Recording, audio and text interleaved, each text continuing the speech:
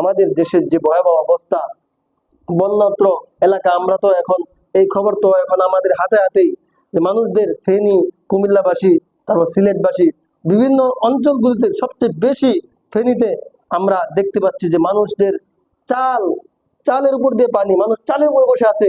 হ্যাঁ, গর্ভবতী মায়েরা তারা অনেক কষ্টে আছে। তো তাদের পাশে আমাদের দাঁড়ানো উচিত, উচিত কিনা বলেন?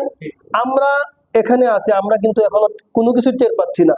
তাদের যে কি অবস্থা, যারা ওখানে গেছে তারা দেখছে, বা আপনারা বিভিন্ন সোশ্যাল মিডিয়ায় দেখতে পাচ্ছেন মানুষের কি হাহাকার করুণ অবস্থা। এই জন্য আমি প্রত্যেককে অনুরোধ করব, আমরা নিজ নিজ জায়গা থেকে আমরা প্রত্যেকে তাদের জন্য সাহায্যের হাত বাড়িয়ে দিব। আমরা যা কিছু পারি, আমাদের পুরাতন কাপড় পারি কাপড় দেব, টাকা পারি টাকা দেব, হ্যাঁ, স্যালাইন কিনে দিব, বা আমি বললাম না, যা পারি, আমার আমার সামর্থ্য আছে 100 টাকা দেওয়ার, আমি 100 টাকায় দিব। আমার সামর্থ্য আছে 1000, আমি 1000-ই দিব। আমার সামর্থ্য আছে 50 টাকা দিয়ে শরীর, আমি 50 টাকা দিয়ে শরীর হবো। এখন প্রত্যেককে করজোড়ে অনুরোধ করব, আপনারা বন্যত্র মানুষের পাশে দাঁড়ান, তাদেরকে আপনারা যেভাবে হোক আপনারা সাহায্য করেন।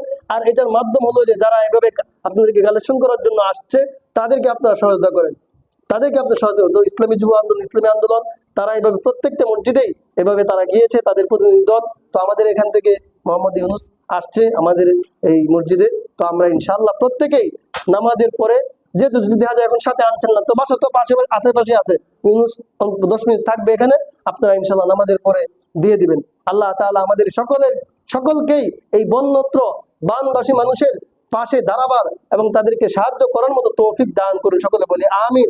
এবং যে সমস্ত এলাকায় বন্যা প্লাবিত হয়ে যাচ্ছে, ওই সমস্ত এলাকার মানুষগুলোকে আল্লাহ তাআলার জন্য হেফাজত রাখেন। এই জন্য আমরা প্রত্যেকে নিজে দোয়া করব, সাহায্য তো করবো ইনশাল্লাহ, পাশাপাশি আমরা তাদের জন্য দোয়া করব, প্রত্যেক নামাজের পরে দোয়া করব, চলতে ফিরতে দোয়া করব। আল্লাহ তাআলা তাদেরকে সর্বপ্রকার বালা মুসিবত থেকে হেফাজত করুন, সকলে বলি আমিন।